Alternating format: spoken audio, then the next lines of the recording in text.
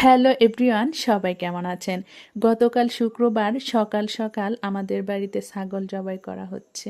বাড়ির সব বাচ্চারা বসে বসে এগুলি দেখছে। আইমান তো একদম কাছ থেকে ছাগল জবাই করা দেখেছে, একটুও ভয় পায়নি। মিলিও বসে রয়েছে। তো একটা জবাই করে রাখা হয়েছে, আর একটা নিয়ে যাওয়া হচ্ছে। এটাও জবাই করা হয়ে গেছে। এখন সবগুলি ছাগল জবাই করে রাখা হয়েছে। আইমান চেয়ারে বসে ক্লে দিয়ে খেলা করছে আর এগুলি দেখছে। রাইয়ান এখনও ঘুমিয়ে রয়েছে, সে এগুলি মিস করবে। তো এখন ছাগলগুলি নেওয়া হচ্ছে, আর খাবার দাবারের জন্য সব জিনিসপত্র চলে এসেছে। এখন সব ধরনের মশলা দিয়ে মাংস চড়িয়ে দেওয়া হয়েছে। তো মাংস কিন্তু কষানো হয়ে গেছে, অনেক সুন্দর একটা ফ্লেভার এসেছে। বিরিয়ানি রান্না করা হবে।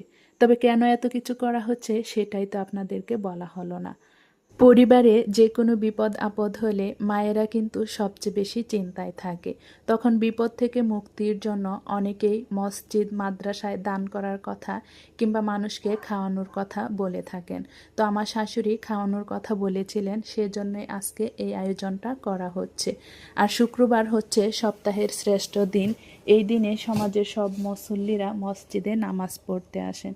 তো এখন খাবারগুলি বাটিতে করে মসজিদে নিয়ে যাওয়া হচ্ছে, আর কিছু মানুষকে দাওয়াত করা হয়েছে।